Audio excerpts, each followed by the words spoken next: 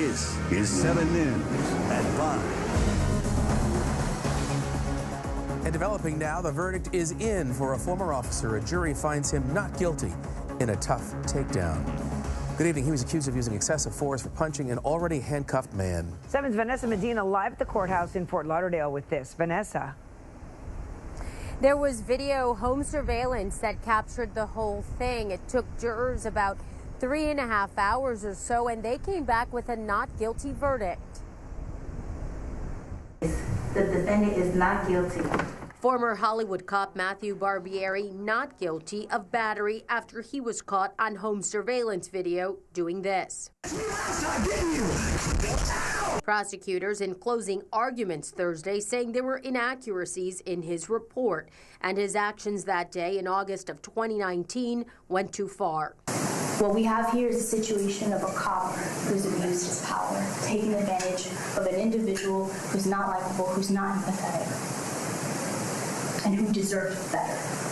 Simply because he's a human being and because every human being deserves the same dignities and not to be assaulted and choked in his own home because he's high.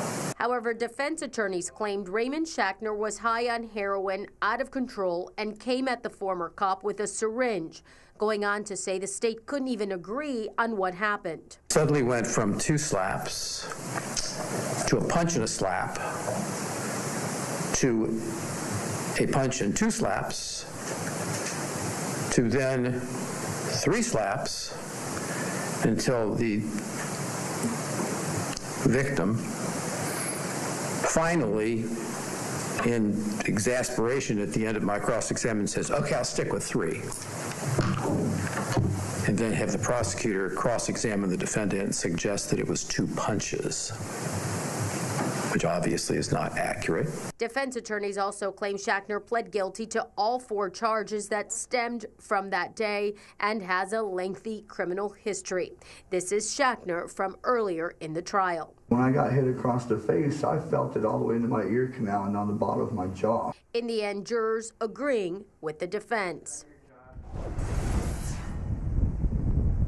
So back out live again, it took just a few hours for them to return their not guilty verdict. This trial was supposed to take 4 days. Instead, it took now roughly 4 weeks. And so according to the attorney, he says the defense attorney, this went just as he had expected it to go. We asked that former police officer whether or not he wanted his job, and his answer to us was no comment.